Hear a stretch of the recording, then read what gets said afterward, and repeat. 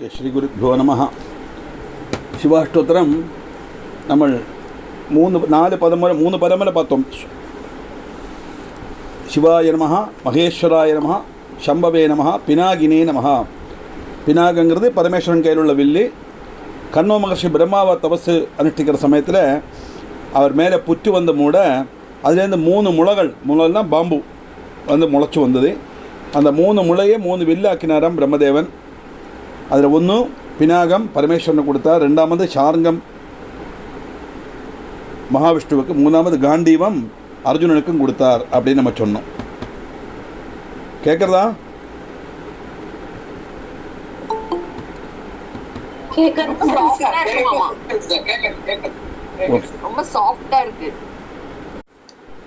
அஞ்சாமத்த பதம் சசிசேகரஹா.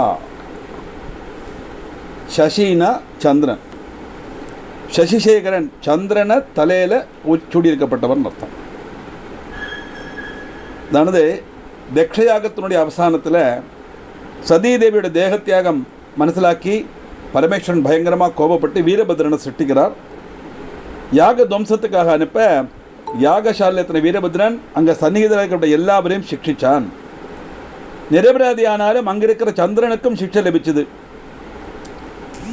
சந்திரன் உடனே சாமகான ஆலாபனத்தினால பரமேஸ்வரனை சந்தோஷிப்பிக்க பரமேஸ்வரனும் சந்திரன் எடுத்து தன்னுடைய சிலோலங்காரமாய் சூட்டிச்சார். அதனால் சந்திரசூடனான சிவனை ஞானஸ்வரூபன் அப்படின்னு சொல்லுவார். அதனாலே அப்படியாக்கும் பரமேஸ்வரனுக்கு சந்திரக்கலை அலங்காரமாக வந்தது அப்படிங்கிற கதை. தத்துவமாக பரமாக பார்த்தா நமக்கு அதுவும் கூட தெரிஞ்சுக்கணுமே இல்லையா? கதை மட்டும் போராதே. சந்திரன்னு சொன்னால் சந்திரமா மனசோ ஜாத்தகான்னு வேதம். சந்திரன் எங்கெல்லாம் வருதோ அதெல்லாம் நம்ம இப்போ ஆகாசத்தில் பார்க்குற சந்திரன் கிடையாது, அது ஒரு கோளம். சந்திரன் சொன்னால் நம்முடைய மனசுன்னு அர்த்தம். சூரியன் சொன்னால் நம்முடைய ஆத்மான்னு அர்த்தம். சூரிய ஆத்மா ஜெகதஸ்துஷச்ச வேதம் எல்லாத்துக்கும் பிரமாணம் இருக்குது. அந்த ரீதியில் மனுஷனுடைய மனசாக்கம் சந்திரன்னு சொன்னால் பக்தனுடைய மனசுக்கு பகவான் கொடுத்துக்கிற இடம் எங்கே? அவருடைய தலையில்.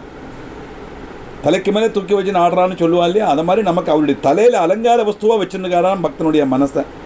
அந்த அளவுக்கு பக்தன்கிட்ட கருணை காட்டக்கூடியவர் பகவான், பக்த வல்சலன் அர்த்தம். அப்படிப்பட்ட சந்திரனை சிரசில் சூடினதுனால அவருக்கு சசிசேகரஹா அப்படின்னு பேர். வாமதேவஹா. வாமதேவன்னா சுந்தரமான தேவன், அழகு ஸ்வரூபம். வாமங்கிற படத்துக்கு சுந்தரன் அர்த்தம் உண்டு, வந்திக்கிறதுக்கு யோகியன், எல்லாராலும் வழிபடக்கூடியவன் அர்த்தம் உண்டு. வந்தனீயனான தேவன்கிறதுனாலே வாமதேவன், அழகான தேவன்கிறதுனாலே வாமதேவன். விரூபாட்சா, அசாதாரணமான நேத்திரங்கள் உள்ளவன். பரமேஸ்வரனுக்கு 3 நேத்திரங்கள் உண்டு. வலதுகண் சூரியன், இடதுகண் சந்திரன், நெற்றிக்கண் அக்னி. வலதுகண் சூரியன், இடதுகண் சந்திரன், நெற்றிக்கண் அக்னி. அப்படி சூரிய சந்திராக்னி மாற கண்களாக கொண்டவர் பகவான். அதனால தான் அவருக்கு திருக்கண்ணன் அப்படின்னு பேர். அசாதாரணமான கண்ணுகள் உள்ளவன் சொன்னால் எங்கும் நிறைஞ்சிருக்கப்பட்ட கண்களோடு கூடிய, எங்கும் அவருடைய பார்வை எத்தோம்னா பகவான் இல்லாத ஒரு இடம் கிடையாதுன்னு தாற்பயம். வாமதேவோ விரூபாட்சா கபர்தி. கபர்தம்னா ஜடை, கபர்தினா ஜடையை தரிச்சவன் அப்படின்னு அர்த்தம். பரமேஸ்வரனுடைய ஜடைக்கு பேர் கபர்தம். இந்த கபர்தங்கிற ஜடையை தரிச்சதுனால அவருக்கு கபர்தின்னு பேர். அவருடைய சக்தி ஆனதுனால அம்பாளுக்கு கபர்தினி, கபர்தினி நமஹா லலிதா சஹஸ்ரநாமத்தில் வருது இல்லையா?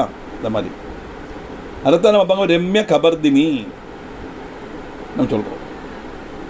மகிஷாசுரன் ஸ்தோத்திரம் சொல்லுவோம். ஐக்கிரி நந்தினி நந்திதமேதினி விஸ்வவினோதினி ஜிஷ்ணுனுதே சுரவரவிந்திய சிரோமணிவாசினி விஷ்ணு விலாசினி ஜிஷ்ணுனுதே பகவதி ஹே சிதிகண்ட குடும்பினி ரம்ய கபர்தினி. ரம்ய கபர்தினி சொல்லப்பட்ட ரம்ய கபர்தினி அப்படி சொல்லணும். ரம்ய கபர்தம், ரம்யம்னா அழகான கபர்தம், அழகான ஜடையை தரிச்சவள். அழகான ஜடையை தரிச்ச பகவானுடைய சக்தி அப்படின்னு எடுத்துக்கலாம் கபர்தினி. இப்போ கபர்தின்னு சொன்னால் ஜட தரிச்சவன்.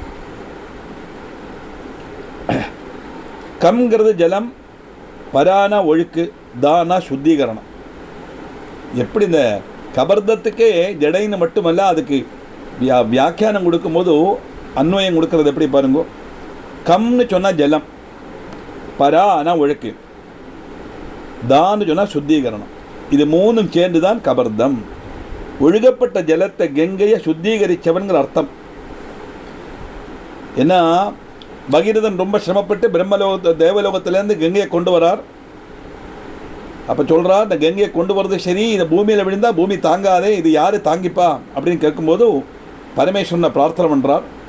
அப்போ இந்த கங்கை நினைக்கிறது, ஓஹோ பரமேஸ்வரன் தாங்க போகிறார், அவர் மண்டை இப்போ பிளந்துடுத்து அடுத்த வேலை அப்படின்னு ஆக்ரோஷமாக ஒழுகி வருது. பகவான் என்ன பண்ணார்னா, தலையில் தாங்கி பூமியில் விடணும் தான் அவருடைய தாற்பயம். ஆனால் இதனுடைய அகங்காரத்தை நடத்துறதுக்காக தன் ஜடைக்குள்ளே அடக்கி வச்சுடுறார் கங்கையை. நான் பகீரதன் போய் பிரார்த்தனை பண்ணுவேன், நான் ரொம்ப கஷ்டப்பட்டு பகீரத பிரயத்தனம் சொல்லுவா இல்லையா, தன்னுடைய பிதற்களை ரட்சப்படுத்துறதுக்காக சகரராஜாவுடைய புத்திரன்மார் எல்லாம் அப்படியே பாதாளத்தில் கிடக்கா, பஸ்மமாக கிடக்கா. அவளை உத்தரித்து பிதலோகத்துக்கு எத்திக்கணுமானா கங்கையை கொண்டு வரணும் அப்படிங்கிற காரணத்தினால பகீரதன் ரொம்ப சிரமப்பட்டு அந்த கங்கையை கொண்டு வந்தார். அது பரமேஸ்வரனுடைய தலையில் அது அடங்கிடுச்சு. உன்னை பகவான் பார்த்தார், நீ சொல்கிறது சரிதான், நீ கஷ்டப்பட்டு கொண்டு வந்தாய், அந்த கங்கையை நான் விடுறேன், ஆனால் நான் அதே மாதிரி விட்டால் பூமி தாங்காது, அவள் அவ்வளோ ஆக்ரோஷத்தோடு ஒழுகப்பட்டவள், அதனால சரி விடுறேன்னு சொல்லிட்டு ஒரே ஒரு ஜடையிலேருந்து ஒரு முடியை மட்டும் கிள்ளி எடுத்தாராம். அந்த ஒரு முடி வழி கிள்ளி வந்த கங்கையாக இப்போ இந்த அளவுக்கு ஒழுகிறது. அப்போ ஒரிஜினல் கங்கை பூமியில் வந்தாலோ பூமியே முங்கிடும் தாற்பயம். அதனால ஆகாஷ கங்கை ஆத்தியமாக பறிச்ச சிவனுடைய சிரஸில் அப்படி ஒழுகப்பட்ட ஜலத்தை கங்கையை சுத்திகரித்தவனுங்கிற அர்த்தத்திலையும் கபர்தி. இப்போ கா ஜலம், பரானா ஒழுக்கு, தானா சுத்திகரிக்கிறது. இவ்வளவு அர்த்தம் இந்த கபர்திங்கிற பேருக்கு இருக்கு. நீலலோகிதா, நீலையும் சொகப்பும் நிறமுள்ளவன். பண்டு சிவன் தன்னுடைய புத்திரனா ஜனிக்கணும்னு பிரம்மா ஒரு யஜ்ஞம் அனுஷ்டிச்சாராம். அவருடைய நெற்றிலேருந்து ஒரு வியர்ப்பு துள்ளி யாகாக்னில பதிக்க அதுலேருந்து சிவன் ஆத்தியம் சொகப்பு நிறத்தில் பிரதிஷ்டப்பட்டார். அதுக்கப்புறம் நீல நிறமாக மாறினார். அதனால தான் இந்த பதம் நீலலோகிதா அப்படின்னு அவருக்கு பதம் வந்தது. பரமசிவன் நீலலோகிதங்கிற பேர் அவதரித்ததா சிவபுராணத்தில் கதை இருக்குது. இன்னொன்றும் சிவனுடைய கண்டத்துக்கு நீல நிறம், மேல்பாகம் சிவப்பு. இந்த கண்டத்தில் எப்படி நீல நிறம் வந்ததுன்னா, காலகூட விஷத்தை பானம் பண்ணினவொன்னே பார்வதியை போய் பிடிக்கிறா இல்லையா, அப்போ அந்த நிறம், இந்த விஷம் அப்படியே உறைஞ்சி நீல நிறமாக மாறிடுத்தான். அது நீலம் மறந்தா அவருக்கு நீலகண்டன் பேர். ஆனால் விஷத்தை ஏன் பார்வதி போய் பிடிச்சா அப்படின்னு கேட்டால், நான் முதல்ல இந்த அர்த்தநாரீஸ்வரர் கான்செப்டை வந்தவுடனே சொன்னேன்.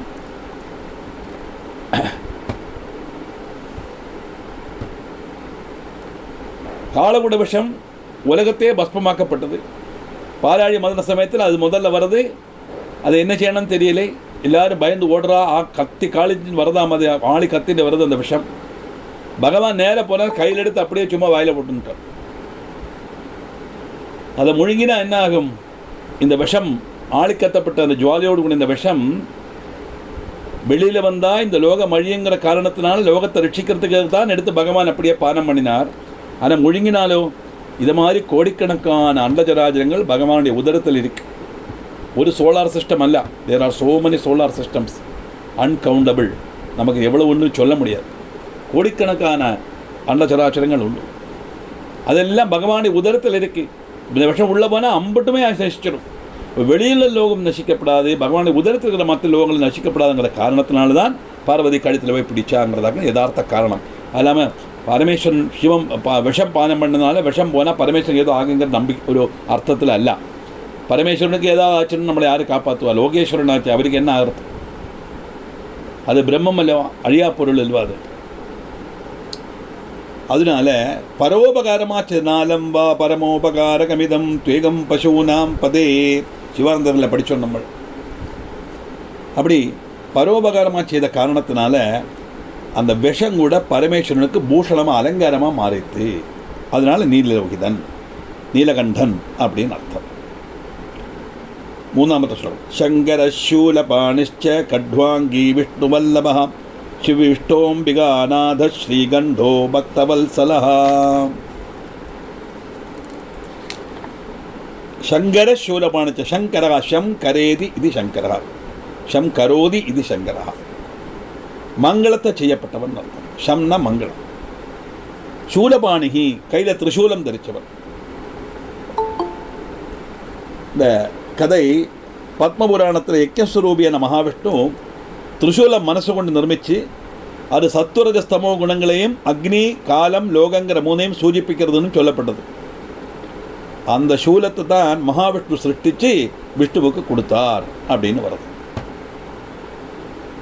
சிவபுராணம் எடுத்தால் சிவபக்தனில் ஏற்றவும் முன்பந்தில் நிற்கப்பட்டவர் நம்பர் 1 யாருன்னா மகாவிஷ்ணு. அவர் டெய்லி பரமேஸ்வரனுக்கு தாமரைப்பூ வச்சு அர்ச்சனை பண்ணிகிட்டே இருப்பாராம். ஒரு நாளைக்கு அவரோட பக்தியை பரீட்சிக்கிறதுக்காக பகவான் என்ன பண்ணுறாருன்னா, விஷ்ணுவுக்கு தெரியாமல் ஒரு தாமரைப்பூவை ஒழிச்சு வச்சுடுறார். இப்படி 1000 பதம் சொல்லியாச்சு, 999 பதம் ஆயாச்சு. 1000 பதம் சொல்லி பார்க்கலாம், தாமரைப்பூவை காணலை. தாமரைப்பூ 1000ன்னா உண்டாயிருந்ததே, உடனே எங்கே போச்சுன்னு யோசிச்சு பார்க்குறார். சரி இருக்கட்டும், இப்போ 1000 பதம் சொன்னால் தானே அர்ச்சனை முடியும், என்ன பண்ணுறது, தாமரை இல்லையே அப்படின்னா யோசிச்சு பார்த்தார. எல்லாரும் என்ன தாமரை கண்ணன்னு தானே சொல்கிறான். தாமரை மாதிரி கண்ணுள்ளவன் அல்லவா, அதனால் என்னுடைய கண்ணையே அர்ப்பிக்கிறேன்னு சொல்லி தன் தாமரை போல தன் கண்ணை எடுத்து அர்ப்பிக்க தயாரானாராம் மகாவிஷ்ணு. உடனே பரமேஸ்வரன் தடுத்து நிறுத்தி அவரை மேலே சந்தோஷித்து, உன்னுடைய பக்தி உண்மையான பக்தி அப்படின்னு சொல்லி தன்னுடைய சூலத்திலேருந்து சக்கராயுதத்தை சிருஷ்டித்து மகாவிஷ்ணுவை கொடுத்தார் அப்படின்னு சொல்கிறான். ஆனால் விஷ்ணு புராணத்தில் என்ன சொல்கிறதுன்னா, அவருடைய மகாவிஷ்ணு தான் இந்த திரிசூலத்தை சிருஷ்டித்து பகவானை கொடுத்தார் அப்படின்னு வரும். அப்போ இதில் என்ன தெரிஞ்சுக்கணும், சிவன் வேற விஷ்ணு வேற கிடையாது என்ன அர்த்தம். அவளே 2 பேரும் ஒருத்தருக்கு ஒருத்தர் எங்களுடைய சக்தியில் ஆயுதத்தை வச்சுக்கோன்னு கொடுத்து ஃப்ரெண்ட்ஷிப்பாக மெயின்டைன் பண்ணிட்டு இருக்கான். அவருடைய பேரை சொன்ன பக்தனமாக அசட்டுத்தனமாக இங்கே ஆடி போட்டுருக்கான். இதுதான் குவைட் ஐரணி. என்ன பண்ணுறது சொல்லுங்க. பிரம்மன் தான் சத்தியங்கிற உணர்வு உண்டாலும் அங்கே ஏது சிவன் ஏது விஷ்ணு. விஷ்ணு சிவன்லாம் 25ஆம் தத்துவம் தானே. நம்ம 26ஆம் பிரம்மத்தை மனசிலாக்கினா 25 எண்ணத்துக்கு இல்லையா. அதனால இதெல்லாம் நமக்கு தெரியறதுக்காக வேண்டி சொல்லப்பட்டதா. இந்த வீடு கட்டும்போது அவள் கை எத்தனை வரைக்கும் சரி, அதுக்கு மேலே வந்தால் அந்த முளையெல்லாம் வச்சு சாரம் கட்டி அது மேலே நின்றுனான் பூசுவன், பெயிண்ட் அடிப்பன், எல்லாம் செய்வன் இல்லையா. அந்த முளையை வச்சு கம்பை வச்சு கட்டினதுனால தான் மேலே அவனுக்கு பெயிண்ட் அடிக்க முடிஞ்சுது. அதுக்காக நான் ரொம்ப கஷ்டப்பட்டு இந்த முளையை கட்டினதுனால பெயிண்ட் அடிக்க முடிஞ்சு. அந்த முளையை எடுத்து கலையாமல் இருக்கோமா, காரியம் முடிஞ்சால் அதை மட்டும் அழிச்சு கலைஞ்சிடும். அப்போ தான் வீடு நமக்கு தெரியும். அதே மாதிரி அந்த பிரம்மத்தை மனசிலாக்கிறதுக்காக நமக்கு சங்கல்பிச்சு தந்த ரூபங்கள் தான் சிவன், விஷ்ணு, பிரம்மா, கணபதி, முருகன், ஐயப்பன், அம்மா, என்னெல்லாம் உண்டோ எல்லாமே எல்லா தேவர்களும். அந்த பிரம்மன் தான் சத்தியங்கள் உணர்வு வந்து அங்கே ஏது சிவனும் ஏது விஷ்ணு ரெண்டுமே கிடையாது. அப்படி இருக்கும்போது எதுக்காக இந்த ஒரு டக் ஆஃப் வார்ங்கிறது தெரியல. பாருங்க, பத்மபுராணத்தில் யக்ஞஸ்வரூபியான மகாவிஷ்ணு திரிசூலத்தை மனசு கொண்டு நிர்மித்து சத்துரஜஸ்தமோ குணங்களுடைய பிரதீகமாயிட்டும் அக்னி, காலம், லோகம்ங்கிற மூணையும் சூச்சிப்பிக்கிற மாதிரி பரமேஸ்வரனுக்கு கொடுத்தார் அப்படின்னு வருது. அப்படி விஷ்ணுவிட்டேருந்து கிடைச்ச அந்த சூலத்தை கையில் தரித்ததுனால அவருக்கு சூலபாணிகி அப்படின்னு பேர். சங்கர சூலபாணிச்ச கட்வாங்கி, கட்வாங்கங்கிற ஆயுதம் தரிச்சவன். பரமேஸ்வரன் பிரம்மாவோட தலை கிள்ளி எடுத்தார். அந்த கதை எல்லாருக்கும் தெரியும். அந்த பாபசாந்திக்காக ஒரு கையில் கபாலவும் இன்னொன்றில் கட்வாங்கவும் தரிச்சார் அப்படின்னு மகாபாரதத்தில் இருக்கிறது. சிவனுக்கு 10 கைகள் உண்டு. வலது பாகத்த கைகளில் அபயமுத்திரை, வரமுத்திரை, சக்திவேல், திரிசூலம், கட்வாங்கம் இந்த 5 அன்னமும், இடது பாகத்து கைகளில் நாகம், அக்ஷமாலை, டமரு, நீலத்தாமரை, மாதளம்பழம் என்பவையும் தரிச்சிருக்கிறதாக காளிகா புராணத்தில் பிரஸ்தாபிச்சிருக்கு. ருத்ரப்பிரியா. அதை ஒரு புராணம் மட்டும் ஏன் இவ்வளவு புராணம் தான், ஒவ்வொன்றிலும் ஒவ்வொரு விஷயங்களை சொல்லியிருக்குன்னு தாற்பயம். கட்வாங்கம்னா வீதி கூடின வாழ், விஸ்தீர்ண வாழ்னு அர்த்தம் உண்டு கட்வாங்கம். அந்த கட்வாங்கங்கிற வாழை தரிச்சதுனால அவரு கட்வாங்கி, சூலபாணி அப்படின்னு எல்லாம் பேர் வருது. விஷ்ணு வல்லபாயை நமஹா. விஷ்ணு விட்ட பிரியமுள்ளவர் தேவன். விஷ்ணுவும் சிவனும் ஒரே சக்தி ஆனாலும் மூர்த்தி வித்தியாசத்தால் 2 ரூபம் தரித்ததாக சங்கல்பிக்கப்படுறது. அவள் அந்யோன்யம் பிரியப்பட்ட வாளாக இருக்கவும் ஆராதிக்கவும் செய்கிறா. வல்லபன் இஷ்டன் அதான் அர்த்தம். ராமேஸ்வரத்தில் மகாவிஷ்ணு பரமேஸ்வரனை பூஜை பண்ணுறார். இங்கே திருவனந்தபுரத்தில் பத்மநாபர் என்ன பண்ணுறார், வலது கையில் அழகாக சிவனை வச்சுருக்கார், சிவனை பூஜை பண்ணுறார். இதே திருவட்டாரில் போனால் திரும்பியாக்கும் படுத்துன்னு இருப்பார். பரமேஸ்வரன் பாதத்தில் பூஜை பண்ணுறார் மகாவிஷ்ணுவை. ரெண்டுமே நமக்கு உங்களுக்கு இங்கே கேரளா ட்ரிவாண்டத்தில் பார்க்கலாம். ஒன்றும் தெற்கு தலை வச்சு வடக்கு கால் நீட்டி படுத்துட்டு இருக்கார். படுத்துட்டு இருக்கும்போது கையால் சிவலிங்கத்தை கை பக்கம் சிவலிங்கம் தலையங்கிட்ட போய் பார்த்தா தெரியும். பத்மநாப சுவாமி படத்தை பாருங்க. தலையங்கிட்ட பார்த்தா கையால் சிவலிங்கத்தை பூஜை பண்ணிட்டு இருக்கார் பகவான். பத்மநாபபுரத்தில் போனால் திருவட்டாரில் போனால் பகவான் உல்டாவாகவும் படுத்துருப்பார். வடக்கு தலை ஆதிகேசவ பெருமாள், வடக்கு தலை தெற்க பார்த்து கால் இருக்கும் அவருக்கு. அப்போ அங்கேயும் சிவன் அந்த இடத்துல தான் இருக்கார். சிவனுக்கு இடத்துக்கு மாற்றம் கிடையாது. அங்கே அவர் சிவனை பூஜிக்கிறார், இங்கே பாதத்தை சிவன் பூஜிக்கிறது, சிவலிங்கம் பூஜிக்கிறது. அதனால் விஷ்ணுவுக்கு பிரியமுள்ளவன் சிவன்ங்கும் போது விஷ்ணு பக்தனான வாழ்க்கையன் சிவன் பிரியனாக முடியாது. அசட்டுத்தனமான ஒரு விஷயம் வைஷ்ணவாளுக்குள்ளே இருக்கு. சிபி விஷ்டஹா, சிபினா பசு, பசுக்களில் யஜ்ஞ ரூபத்தில் ஸ்திதி செய்யப்பட்டவன். சிபினா ரஷ்மின்னு அர்த்தம் உண்டு. ரஷ்மிகளில் பிரவேசிக்கப்பட்டவன், ஜலத்தில் பிரவேசிக்கப்பட்டவன், இப்படி எல்லாம் அர்த்தம் உண்டு. பகவான் யஜ்ஞ பசுக்களை ஸ்திதி செய்கிறதாக ஸ்ருதி. சூரிய ரஷ்மியில் விஷ்ணுவனுடைய ரூபத்திலையும் சிவன் ஸ்திதி செய்கிறார். அஷ்டமூர்த்தியானதுனால பகவானும் ஜலத்திலையும் சந்நிகிதன் அப்படின்னு தாற்பயம். இப்படி ஜலத்தில் அஷ்டமூர்த்திகளில் ஜலத்தில் இருக்கப்பட்டவனும் சிவன், விஷ்ணுவனுடைய ரூபத்திலையும் சிவன் ஸ்திதி செய்கிற சூரிய ரஷ்மியில், யஜ்ஞ பசுக்கள்ல பகவான் ஸ்திதி செய்கிற காரணத்தினால அவருக்கு சிபி விஷ்டஹா அப்படின்னு பேர். அம்பிகாநாதஹா, அம்பிகானா பார்வதி, பார்வதியுடைய நாதன். நாதன்னா பர்த்தா, கணவன் அர்த்தம். அம்பிகான்னு சொன்னால் உமா, கார்த்தியாயினி, கௌரி, மிருடானி, சண்டிகாம்பிகா, இப்படியெல்லாம் நிறைய அர்த்தம் இருக்கு. அம்பிகைனா ஜெகதம்பிகையான சாட்சாத் பராசக்தி தான். இப்போ சக்தியோட பர்த்தாவாக இருக்கப்பட்டவள் சிவன் சொன்னால் அந்த பிரம்மம் ஒன்று தான் உண்டு. அந்த பிரம்மம் சிருஷ்டி பண்ணும்போது பிரம்மாவோட ரூபத்தை தரிக்கிறது, ஸ்திதி பண்ணும்போது விஷ்ணு ரூபத்தை தரிக்கிறது, சம்ஹார சமயத்தில் சிவனுடைய ரூபத்தை தரிக்கிறது. அந்த சமயத்தில் சிவனுடைய சக்தியாக இருக்கப்பட்டவள் அம்பிகைன்னு அர்த்தம். இப்போ அம்பிகாங்கிற வாக்குக்கு பிரம்மம்னு அர்த்தம் உண்டு, பரமேஸ்வர பத்னின்னு அர்த்தம் உண்டு. ஸ்ரீகண்டகா, ஸ்ரீன விஷம், ஸ்ரீன ஐஸ்வர்யம் நம்ம நினைச்சிட்டு இருக்கோம், ஸ்ரீன விஷம்னு அர்த்தம் உண்டு. அதான் ஸ்ரீ மாத்திரே நமகான்னு வருது இல்லையா, அங்கேயும் ஸ்ரீங்கிற வாக்குக்கு விஷம்னு அர்த்தம். எது விஷம்? பிரம்மந்தான் சத்தியங்கிற உணர்வு இல்லாமல் இந்த உலகம்தான் சத்தியங்கிற உணர்வு இருக்கே, அதுதான் அந்தகாரம், அதுதான் நம்ம விஷம். நம்முடைய லௌகிகத்தில் நம்மளை ஆக்கி நம்மளை பிரம்மத்தை மனசிலாக்க முடியாமல் பண்ணுறது. இங்கே கண்டத்தில் விஷத்தோடு கூடினவன் நம்ம நேரத்தை பார்த்தோம். பாலாடி மதன சமயத்தில் அந்த காலகூட விஷத்தை பானம் பண்ணினார் இல்லையா, அதனால அவருக்கு ஸ்ரீகண்டன், நீலகண்டன், சிறிகண்டன், ஸ்ரீகண்டன் எல்லாம் இந்த பதத்தை தான் குறிக்கும். அமிர்தலப்திக்கா பார்க்கலுக்கு அடைஞ்சவன் ஆத்மா ஒழிப்பிச்ச காலகுல விஷம் லோகரட்சிக்காக சிவன் பானம் செய்தார். பகவானுடைய கழுத்தில் தடைஞ்சு நின்று அந்த பாகம் நீல நிறமாச்சு. ஸ்ரீங்கிற பதத்துக்கு நானார்த்தமாலையில் விஷயம்னு அர்த்தம், விஷம்னு அர்த்தம் உண்டு. ஒரே பதத்துக்கு பல அர்த்தங்கள் வரலாம், ஒரு அர்த்தமுள்ள பல பதங்களும் உண்டு சம்ஸ்கிருதத்தில். ஸ்ரீங்கிற பதத்துக்கு சோபைன்னு அர்த்தம் உண்டு. சப்ததாராவலியில் ஸ்ரீங்கிற பதத்துக்கு சோபைன்னு கொடுத்துருக்கா அர்த்தம். அந்த சோபிக்கப்பட்ட கண்டத்தோடு கூடினவன்கிற அர்த்தத்திலே நம்ம எடுத்துக்கலாம் ஸ்ரீகண்டன் அப்படின்னு. பக்தவல்சலகா, பக்தன்மாரில் வால்சத்தோடு கூடினவன். பரமேஸ்வரன் க்ஷிப்ர பிரசாதியும் க்ஷிப்ர கோபியுமாக்கும். ஆனால் பக்தன்மார்ட்ட எப்போதும் வாத்சல்யம் உள்ளவராக. பரமேஸ்வரனை நம்ம நினைச்சுப்போம் சம்ஹாரமூர்த்தி, கோபப்பட்டவன் ருத்ரன், நமஸ்தே ருத்ரமன் நேம உதோதேச வேணமகான்னு சொல்கிறதே அந்த ரௌத்ரம் பகவானே உன்னுடைய கோபத்துக்கு நமஸ்காரம் தானே முதல்ல சொல்கிறோம். அதனால் ரொம்ப க்ஷிப்ர கோபி ரௌத்ரன் அப்படின்னு நினச்சிட்டு இருக்கோம். ஆனால் சிவானந்தர்களை படித்தா தெரியும், இதை மாதிரி எழுப்பமான ஒரு தெய்வம் கிடையாது ஆராதிக்கிறதுக்கு. அந்த அளவுக்கு பக்த வல்சலன். ஏன்னா அப்பா இல்லையா, மாதாஜ பரதே பிதாதேவோ மகேஸ்வரகா இல்லையா. நமக்கு எல்லாம் அப்படி தானே, என்ன காரியம் வந்தாலும் அப்பா தானே, அப்பா வரட்டும் வாங்கி தருவார் தானே சொல்கிறோம். மாமா வரட்டும், சித்தி வரட்டும், பாட்டை வரட்டும், யாருமே சொல்கிறதில்ல. அப்பாட்ட போய் கேளு வாங்கி தருவார் அப்படின்னு. நம்முடைய தேவைகளை பூர்த்தி பண்ணப்பட்டது அப்பாங்கிறதே நம்ம குழந்தையிலேருந்தே நமக்கு சொல்லித்தர ஆற்றுல. அந்த அப்பா இந்த ஜென்மத்தில் உள்ள அப்பா.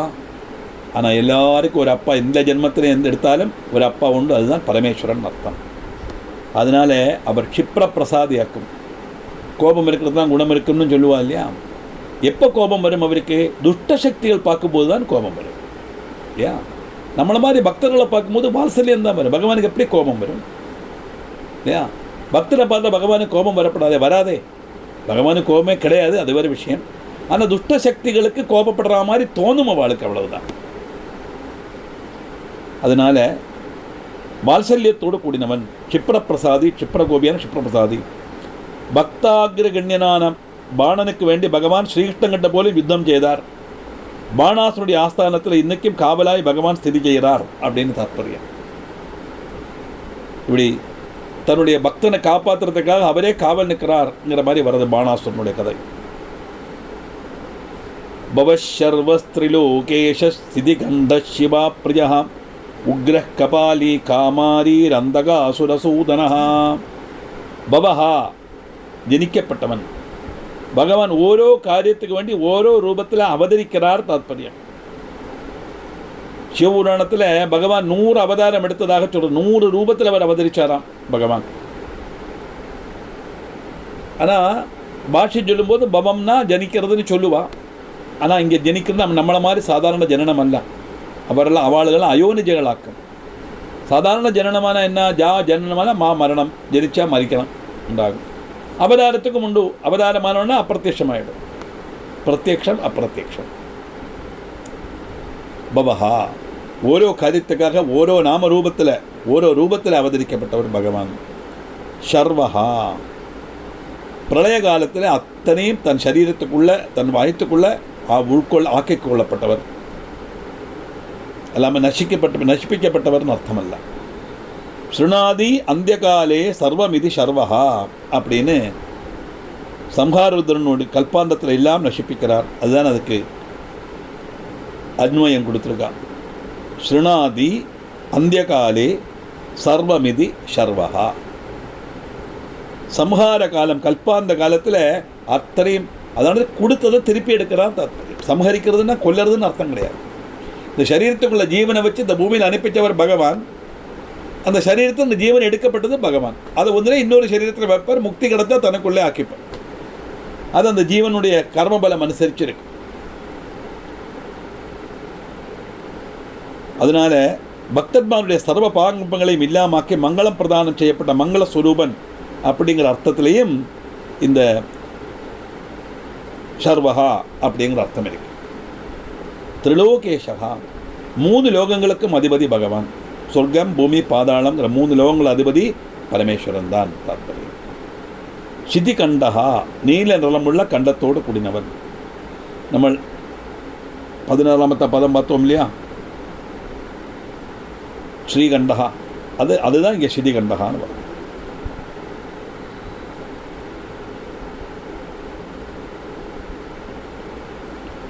இதில் ருத்ரப்பிரியால ஹரிவம்சத்தில் வேற மாதிரி கதையை சொல்கிறான்.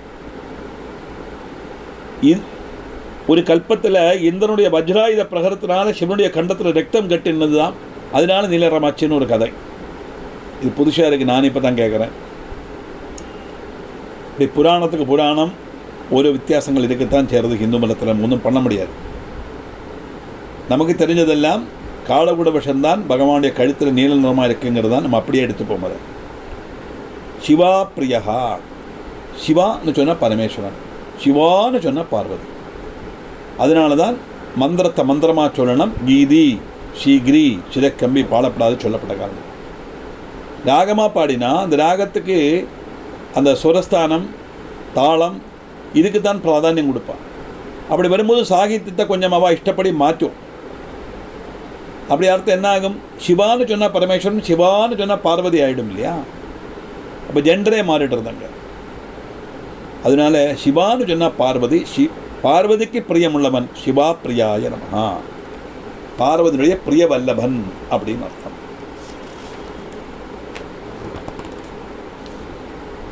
உக்ரஹா பயங்கரன்.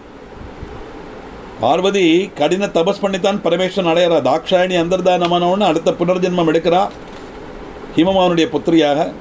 ஏன்னா ஒரு துஷ்டனால தக்ஷனை ஒரு துஷ்டனாக கணக்காக்குறான். எப்போ இருக்க பரமேஸ்வரனை அவமானிக்கிறதுக்காக யாகம் பண்ணினாரோ அந்த காரணத்தினால இந்த சிவநிந்தை செய்த காரணத்தினால இவன் பாபி, மகா பாபி, இந்த பாபி இந்த சரீரம் எனக்கு தேவையில்லை, நான் பரமேஸ்வரனுடைய பட்ட மகிழ்ச்சியாக இருக்கிறதுக்கு எனக்கு யோகியதை கிடையாது இந்த சரீரத்தில், அப்படி சொல்லித்தான் தன்னை அப்படியே யாகாகினியில் தன்னை ஹோமிச்சுக்கிறா தேவி. அதுக்கப்புறம் அடுத்த ஜென்மம் எடுக்கிறா, பரமராஜபுத்திர பார்வதி ஆகிட்டு கடின தபஸ் பண்ணி பரமேஸ்வரன் அடையிறான்.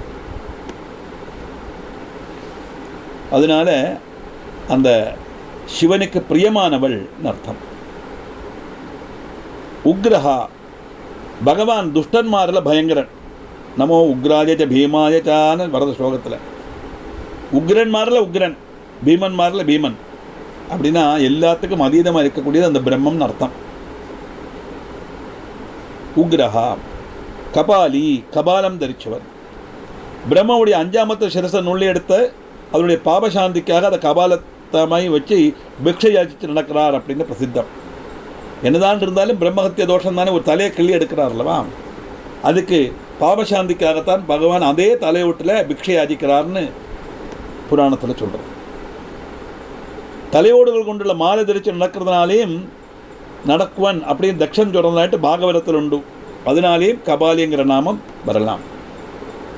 தன்னுடைய யாகத்தை நசிப்பிக்கிறது வீரபத்ரன் அனுப்பின காரணத்தினால தக்ஷன் சாபம் கொடுக்கிறார். தலையோடுகள் எல்லாம் மாலையா தரிச்சுண்டு அம்படி பேரை மதம் பண்ணதுனால தலையோடுகள் எல்லாம் மாலையா தரிச்சுண்டு நடக்கிற மாதிரி ஒரு நிலைமை வரட்டும் அப்படின்னு சபிப்பறாம். அன்றைக்கி பகவானுக்கே சாபம் கொடுக்குற அளவுக்கு இருந்த ராஜாக்கன்மாரெல்லாம். சிதாபஸ்ம கிருதாஸ்நானஹா பிரேத சங்கஸ்தி பூஷணஹா, சுடலில் சாரத்தில் குளித்து பிரேதங்களோட முண்டமாலை தரித்து மனுஷருடைய அஸ்திமாலை ஆபரணம் அணிஞ்சு இப்படியெல்லாம் பகவான் இருக்க கடவுன்னு தக்ஷன் சபிச்சிருக்கார். அப்படி அர்த்த பிரகாஷினிங்கிற வியாக்கியானத்தில் சொல்கிறது அனுசரித்து கபாலி, கபாலம் கையில் உள்ளவன் அப்படின்னு அர்த்தம். காமாரியே நமஹா, காமாரி ந அரினா சத்ரு, காமனுடைய சத்ரு, காமதேவனுடைய சத்ரு. எப்படி காமதேவனுக்கு சத்ருவானார்? நம்ம தேட்சையாக நமக்கு தெரியும், சதிதேவி தேக தியாகம் பண்ணுறா. அப்படி சக்தி போனவொன்னு சிவன் என்ன ஆகும்? கடின தபஸில் போய்ட்டுறார். ஏன்னா சிவனால் ஒன்றும் பண்ண முடியாது, சக்தி இல்லைன்னா சிவனால் அடங்கக்கூட முடியாது. சிவசக்தியாயுக்தோ எதிபபரி சக்த பிரபவிதம் நச்சே தேவம் தேவோ நகலு குஷல ஸ்பந்திதும் அப்படி. நான் ஸ்பந்தனமே கிடையாது, அணங்கவே முடியாது, அப்படியே உட்கார்ந்துருவார் அந்த இடத்துல. இருந்தாலும் அப்படியே தபஸ் பண்ண ஆரம்பிச்சு விட்றார். ஆனால் தாக்ஷாயணியும் தக்ஷபுத்திரனாக ஜனிச்சு இந்த அவமானத்தை தாங்க முடியாமல் இந்த துஷ்டனால் தன்னோட சரீரம் பகவானுடைய பட்ட மகிழ்ச்சியாக இருக்க யோகியதை இல்லைங்கிற காரணத்தினால இந்த சரீரத்தை நான் தியாகம் பண்ணுறேன் அப்படி யாகாக்னியில் விடுறா. விழுந்து அடுத்தது ஹிமவல் புத்திரியாக ஜனிக்கிறா. சிவனையே பர்த்தாவாக அடையணும் அப்படின்னு அந்த தபஸ் பண்ணிட்டு இருக்கலாம். சிவனுக்கு பார்வதியில் ஜனிக்கப்பட்ட புத்திரன் மாத்திரம்தான் தன்னை வதிக்கப்படும்னு வரம் வாங்கிட்டான் தாரகாசுரன். ஏன்னா சிவன் தவசில் இருக்கார், தாக்ஷாயணி அந்தர்தானம் ஆயாச்சு. இனி இந்த அடுத்த ஜென்மம் எடுத்து பார்வதி வாங்குறதெல்லாம் தாரகாசுரனுக்கு தெரியாது. ஆனால் சிவபுத்திரனை தவிர ஆராலும் வதிக்கப்படப்படாதுன்னு வரம் வாங்கின காரணத்தினால அவனுடைய வட்டகாசம் தாங்க முடியாமல் தேவன்மாரெல்லாம் பிரார்த்தனை பண்ண எல்லாரும் சொல்கிறா, பார்வதிக்கு இப்போது விவாக பிராயம் ஆயாச்சு. இந்த பார்வதியை சிவனும் பரிணயமானாத்தான் குமார சம்பவம் நடக்கும். அவனால் குமாரனால் மட்டும்தான் இந்த தாரகாசுரன் பதம். இதில் புக்கில் சூரபத்மன் போட்டிருக்கான், தாரகாசுரனாக்க நான் கேட்டுட்டுள்ளது. அப்படி சொல்ல எல்லாரும் காமதேவன்கிட்ட போய் சொல்லுவான், பரமேஸ்வரனுடைய தபஸை இழக்கணும். இழக்கினா மட்டும் போராது, உன்னுடைய புஷ்பபானத்தினால நீ உன்னுடைய சக்தியை பிரயோகம் பண்ணி கண் தொந்து பார்க்கும்போது முன்னக்க பார்வதி நிற்பல், பார்வதி மேலே அவருக்கு காமம் வரணும், அவர் பார்வதியை பரிணயம் பண்ணணும். பரமேஸ்வரன் முன்னால் போய் பானத்தை பிரயோகம் பண்ணினா என்னுடைய கதி என்ன ஆகும் அப்படின்னு கேட்பன் காமதேவன். நிச்சயமாக தெரியும் பஸ்மமாக்கிடுவார் சொல்லி. ஆனால் தேவகாரியார்த்தம் பண்ணித்தான் ஆகணும், இல்லையானா சூரபத்மனால் நம்மளாம் அழிஞ்சு போயிடுவோம் அப்படி தேவன்மார் சொல்ல, அப்படி தேவகாரியார்த்தம் நிர்பந்தத்துக்காக காமதேவன் தன்னுடைய புஷ்பபானத்தினால பரமேஸ்வரனுடைய தபஸை இழக்க, தபஸை விக்கினப்பட்ட பரமேஸ்வரன் அப்படியே கண்ணை திறந்து பார்க்குறார். கோபம் வருது, நெற்றிக்கண்லேருந்து அக்னி அப்படியே பிரவகிக்கிறது. அது காமதேவன் தான் சொல்லி தனக்கு முன்னா இருக்கிற காமதேவனை எரிச்சுட்றார். எரிக்கப்பட்ட சரீரத்தோட காமதேவன் நேர ஓடிப்போய் விழுந்தது அம்பாளுடைய நாபிங்கிற சுடியில். அதான் கங்கா நதியோட சுடி தான் அம்பாளுடைய நாபி. அப்படி காமதேவனுக்கு அடைக்கலம் கொடுத்தவள் தேவி.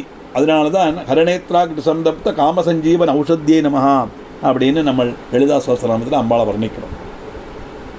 இப்படி பரமேஸ்வரனால் எரிக்கப்பட்ட காமதேவனுக்கு சஞ்சீவன ஔஷதியாக இருந்தவள் தேவி அப்படின்னு தாற்பயம்.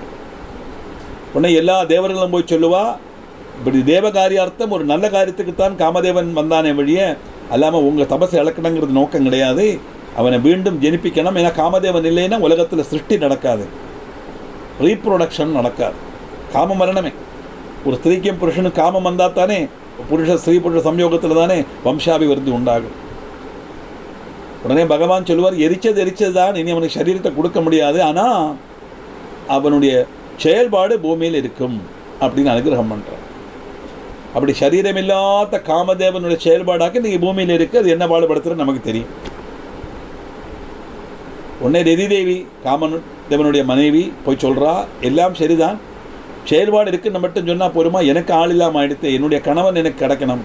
அப்படிங்கும்போது எரிச்சுட்டேன்மா, இது ஒன்றும் பண்ண முடியாது, ஆனால் உன்னுடைய கண்ணுக்கு மட்டும் அவன் தெரியவன் அப்படி சொன்னதுனால தான் சௌந்தரகர லதிடேயன லேகேன வபுஷா அப்படின்னு வரும். லதியுடைய கண்ணுக்கு மட்டும் தெரியற மாதிரி உள்ள வபுஷ சரீரத்தோடு கூடினவன் காமதேவன் அர்த்தம். அப்படி குவிதனான சிவன் தன்னுடைய நேத்ராக்னியினால காமதேவனை தகிப்பிச்சான். இதுதான் காமதகன கதை. அந்த காரணத்தினால சிவனுக்கு காமாரி அப்படின்னு காமதேவனுடைய சத்ருங்கிற அர்த்தத்தில் காமாரிங்கிற பேர் வந்தது. அந்தகாசுர சூதனாய நமஹா. அந்தகாசுரன் நிகிரகிச்சவன் பரமேஸ்வரன். எல்லாத்துக்கும் ஒரு கதை இருக்கு. ஒரு நாளைக்கு பார்வதியும் பரமேஸ்வரனும் குழந்தைல மாதிரி விளையாடுவான். ஆமாம், அப்படி இருக்கணும். ஆமாம், விளையாட்டெலாம் சொல்லணும், நல்ல ஒரு ஜாலியாக இருக்கணும், அப்படி தான் இருக்கணும் லைஃப். இதெல்லாம் புராணத்தில் தெரிஞ்சுக்கணும் நம்ம. பரமேஸ்வரன் அப்படியே உட்காண்டிருந்தார். பார்வதி பின்னாடி வந்து ஒரு கண்ணை பொத்திடுறான். பார்வதிக்கு தெரியாததல்ல, கதைக்காக சொல்லப்பட்ட விஷயம். விளையாட்டாக பரமேஸ்வரனுடைய கண்ணை பொத்தினா லோகம் பூரா இருண்டுருத்து. ஏன்னா பகவான் கண்ணை திறந்துட்டு இருந்தால் தான் லோகம் நிலநிற்கும். கண்ணை மூடினா லோகம் அஸ்தமிச்சிடும். அதனால தான் உண்மேஷ நிமிஷோத்பன்ன விபன்ன புவனாவல்லியே நமஹா லலிதா சஹஸ்ரநாமத்தை அர்ச்சனை பண்ணுறோம் இல்லையா. அங்கே தேவியை சொல்கிறோம், இங்கே பரமேஸ்வரம். தாத்பரியம் பிரம்மம்னு அர்த்தம். அவ்வளோதான். அந்த இருட்டிலேருந்து அந்தகாசுரன் அப்படின்னு ஒரு அசுரன் வந்தான். பார்வதி அவனை குழந்தைய மாதிரி சிநேகித்து வளர்த்தினான். ஆனால் அவனும் அசுர சுபாவம் பூண்டு லோகபீட நடத்த தொடங்கினான். கடைசியில் வந்து அம்மையினோட பார்க்காம தேவியை கூட துரோகிக்க தொடங்கினான். பார்த்தார் பகவான், வேற வழி இல்லை, இந்த அந்தகாசுரனை இல்லாம ஆக்கணுமானா அவனை வதம் பண்ணலைன்னா அவன் லோகத்தையே நசிப்பிச்சிருவான்ங்கிற காரணத்தினால தன்னுடைய சூலத்தினால குத்தி திருஷ்டி கொண்டு தப்பிப்பிச்சார். அதுக்கப்புறம் என்னதான் இருந்தாலும் பார்வதி ஒரு புத்திரனை போல சிநேகிச்சா, அதனால அவன் மேலே தய தோன்னி பூதகணங்கள் ஒருவனாக அவர் அந்த அந்தகாசுரனுக்கு ஸ்தானம் கொடுத்தார் அப்படின்னு வாமன புராணத்தில் உள்ள கதை. நம்ம அஷ்டோத்திரம் படிக்கும்போது எவ்வளவு புராணம் அதில் வருது பாருங்க. வாமன புராணத்தில் அப்படி ஒரு கதை இருக்கு. அப்படி அந்தகாசுரனை நிகிரகிச்சவன் அப்படின்னு அர்த்தம். இந்த பதத்துக்கு ஆத்மீகமான அர்த்தம் நம்ம எடுத்துட்டோமே ஆனால், அந்தகாரம்னா என்னது? இருட்டு. இருட்டுன்னா என்னது? அஜ்ஞானம். அஜ்ஞானம்னா என்னது? ஞானம் இல்லாத அவஸ்தை. ஞானம்னா என்னது? பிரம்மன் தான் சத்தியங்கிற உணர்வு ஞானம். அவ்வளோதான். எங்கே போனாலும் சுத்தியை பற்றி நம்ம அங்கே தான் வந்து நிற்கணும். நான் அது ஒன்று தான் சத்தியம். That is centre point. ஆத்மீகத்தினுடைய நாடியே அதுதான். பிரம்மன் தான் சத்தியங்கிற உணர்வு. அதை தவிர இந்த உலகத்தில் இருக்கிற அத்தனையுமே மித்தியை இருக்கிற மாதிரி தோணும், ஆனால் ஒரு நாளைக்கு இல்லாமல் ஆகிடும். ஏன்னா இதெல்லாம் டெம்பரரி நேச்சர். எந்த வஸ்து எடுத்து பாருங்க, நம்ம அனுபவிக்கிட்ட எந்த வஸ்துவும் நமக்கு சாஸ்வதம் அல்லவே. எப்போ போகிறதுனே சொல்ல முடியாது. அத்தனை ഇന്നലെയോളം എന്തെന്നറിഞ്ഞില്ല, ഇനി നാളെയും എന്തെന്നറിയില്ല, ഇന്നിക്കണ്ട തടിക്ക് വിനാശവും ഇന്ന നേരമെന്ന് ഏതും അറിഞ്ഞില്ല എന്ന് പുന്നാനം சொன்னார். யாருக்கு சொல்ல முடியும்? எங்கள் பக்கத்தில் ஒரு மரணம் நடந்தது. காலம்பரை எழுந்திருந்து எல்லாம் டிஃபன்லாம் பண்ணிட்டார். மாமி மேலே துணி ஒன்றத்தை போயிருக்கா. அவரும் கூட வரட்டுமா கட்ட மாட்டேன் இங்கே இருங்கோ சொல்லிட்டு மாமி துணி எடுத்துட்டு கீழே வரும்போது இங்கே பிராணம் போயிடுச்சு. ஏறி போனதா கீழே வந்து பாருங்க, பேசிகிட்டே நடந்துகிட்டே இருந்து பிராணம் போயிருக்குன்னா புண்ணியாத்மா, அதுதான் சொல்ல முடியும். ஆமாம், அனாயாச மரணங்கிறது நமக்கு கிடைக்கப்பட்ட ஏற்றவும் வலிய அனுகிரகமாக்கும். அது அனாயாச மரணம் அப்படின்னு அது கிடைக்கணுமா என்ன செய்யணும்னா டெய்லி பிரார்த்தனை பண்ணும்போது அதை தான் சொல்லணும். அதுக்காக செத்து பண்ணணும் பிரார்த்தனை பண்ணணுங்கிற அர்த்தம் அல்ல. ஒரு ஏஜ் ஆயிடுச்சுன்னா நிச்சயம் போக தெரியுமே, ஜா ஜனனம் மா மரணம், அதுதான் ஜென்மம். எதெல்லாம் ஜனிச்சதோ அதெல்லாம் மரணப்பட்டு தான் ஆகணும். யாருக்கும் மரணத்திலேருந்து தப்ப முடியாது. அது மட்டுமல்ல, எது உண்டோ இல்லையோ நம்ம வாழ்க்கையில் ஒன்று நிச்சயம், மரணம் ஒரு நாளைக்கு உண்டுங்கிற சந்தேகமே வேண்டாம். யாரும் பயப்பட வேண்டாம். மத்தியானம் தூங்கப்பட்ட சமயத்தில் கிளாஸில் உட்காந்து வச்சு இப்படின்னா சார் பயமுறுத்துறாரே நினச்சிக்காதுங்கோ. நம்ம we should prepare our self சொல்லணும். மைண்டை நம்ம மோல்டு பண்ணிக்கணும். அதுக்கு தான் இந்த கிரந்தங்கள்லாம் படிக்கிறோம். ஜா ஜனனத்தை மா மரணத்தை உங்களுக்கு அப்படி வரும்போது என்னென்னா 2 விஷயம் நம்ம ஓர்மிச்சுக்கணும். அனாயாச மரணம் வேணும். பகவானே, அந்த மரண சமயத்தில் உன்னை பற்றி நினைக்க முடியும், இப்போவே உன்னை பற்றி நினச்சிட்டே இருக்கேன்னு எப்போவுமே அவரை பற்றியே நினச்சிட்டு இருந்தோமானால் மரண சமயத்தில் அவருடைய நினைப்பு இருக்கும். நிச்சயமாக ஒரு நல்ல ஜென்மம் நமக்கு அடுத்தது கிடைக்கும். அர்த்தம். மோட்சத்துக்கு எழுப்பிச்சுட்டானா மோட்சம் கிடைக்கும்.